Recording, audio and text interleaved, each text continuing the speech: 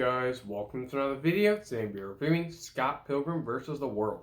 This film came out in 2010 and was directed by Edgar Wright and stars Michael Cera and Mary Elizabeth Winstead. Now before we start, don't forget that like button, subscribe and post notification bell so you can know for every video, and let's just start. Let's start talking about the good. So all the actors and actors in this film, I thought they're all fantastic. Of course, you have Michael Cera who plays Scott Pilgrim. You have Mary Elizabeth Winstead who plays Ramona Flowers. And you also have Chris Evans. Brie Larson is in this also. And just every character in this film is fantastic. They're all awesome in this film. You like every character immediately. Especially the bad characters, or I guess you can call them villains. You like them automatically. Chris Evans is in this film. He is awesome in this film. And just the character development, everything about the characters, the way Edgar Wright sets them up, the way he formulates his characters, it's all in this film and it's awesome. The opening sequence is fantastic and it draws you in immediately. You instantly want to watch this entire film just because of that opening sequence. And I love when films do that because obviously the only way you're going to get an audience into a film like this, especially how different this film is, you need to have a good opening sequence to actually draw them in, and this film does that. Now the first and second acts of the film are very, very entertaining, given that they have to deliver a lot of exposition about the characters, mainly in the first act, but the way Edgar Wright does that is awesome in this film. You want to watch him introducing the characters. So I thought the first acts and the second act of the film were awesome. The story. Now the story is very different. It's a very different story. It's simple but different. I've never seen any film like this, and the story I thought was great. The character development. Now the character development is fantastic in this film. Every single character has their motivation, and you see them progress throughout the film. Obviously, you don't see every single character progress throughout the entire film all the way to the end, but the way their stories finish out, every single character, even the minor characters, it was fantastic. Edgar Wright does a great job with the character development for his characters, and it shows that this director actually cares about filmmaking, cares about his characters, and it shows in this film.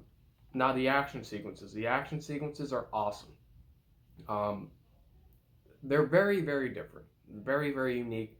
I've never seen any action sequences like this ever. And the way they're set up in this film, fantastic. The way they look, the cinematography, which I'll talk about later, is awesome, especially for those action sequences.